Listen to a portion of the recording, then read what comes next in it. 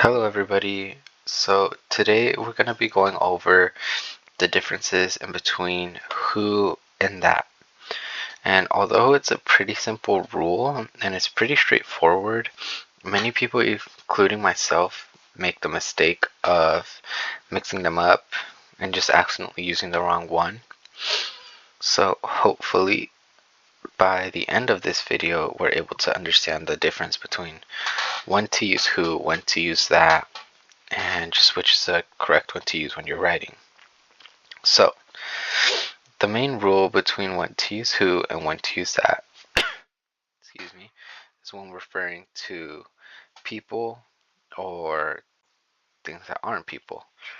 So, who is used when referring to like a person, like, oh, he is the one who did that.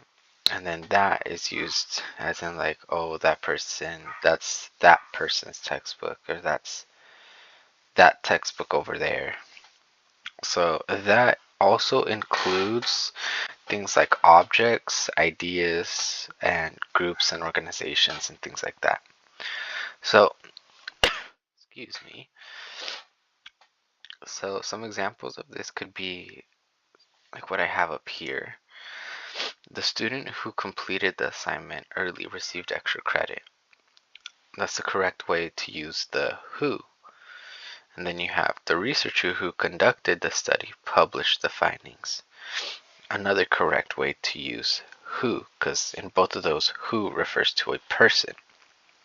Now with that, we have the article that was published last week has already been cited, and the company that filed for bankruptcy is under investigation. So in these two examples, that is referring to things that aren't human, which is the correct way to use that.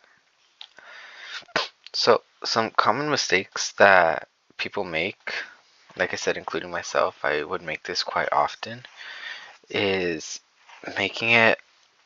writing something like this. This is the author that wrote the novel. When the correct way of writing it would be, this is the author who wrote the novel. And this is because when we say author is a person, so we need to write who because the author is a person. And then we have another example here. The organization who manages the program announced changes. The organization that manages the program announced changes. Excuse me again. And right here, even though the organization, it includes people in it, just like a group includes people in it, it's not treated as like a human. The organization is a group, it's a company, it's something like that. These things include people, but they are not people itself. So here we're going to cover a little bit more about this. So a common thing I noticed is that a lot of people confuse collective nouns like government, company, team, and committee. And although these are all pretty much just groups of people, they all function like single things, single objects, single items. It's not like a group of people, it's just an organization or it's just a group. It's just a team. So here I have another example. I don't think I wrote this one down there, but we have the committee that reviewed the proposal reached a decision. The team that developed the software received recognition. So this rule helps to keep the consistency and to make the writing more clear, especially in college where big clarity is a big thing on a lot of rubrics. So now we have some special cases like with animals.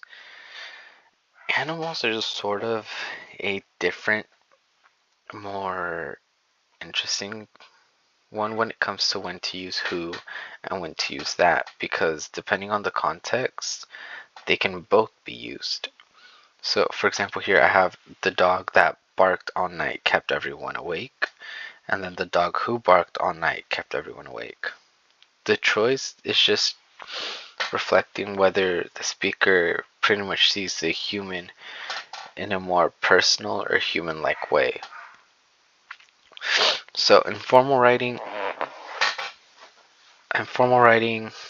that is generally more common unless the animal is being personified. Sorry. So then another brief note on whom is although we right now we're focusing on just who and that, I think it's also very important to mention whom, because whom is used when it functions as an object, meaning it can be replaced with him, her, or them. For example, sorry, I was reading that quickly. For example, it depends on whom you ask. However, in many modern contexts, especially like informal speech, it's whom isn't really used. So for this, we're just going to focus on the last who and that. So another practical application of this could be answering this question. This question I noticed helps a lot of people and helped myself fix this mistake, which is just saying something simple. Am I referring to a person? And if that question is yes, then use who. If that question is no, then use that. I have another example here. So the professor blank that teaches this course would use who. So if you'd say this the other way, the professor that teaches this course, that would be incorrect. It's the professor who teaches this course, because professor is a person. Now you have the textbook that is assigned, you use that. Instead, if you would be like the textbook who is assigned, wouldn't make sense because you're not talking about a person. There's no person in this context whatsoever. So just to summarize everything, pretty much who is used for people, that is used for things that aren't people. Animals can take either form of who or that depending on how you want to say it. If you want to refer to it more as a person-like thing, you could use who's, or you could use that if you don't want to make it more personal, I guess, in a way. It's just up to you when it comes to animals, but using that is more formal and is a more academic way, again depending on the writing. So hopefully now you can understand the differences between who and that, and you know when to use who, which is when you're referring to as a person, when you're referring to a person, and when to use that, which is when you're referring to something that is non-human. So hopefully I helped you guys out, and I hope you guys have a great day.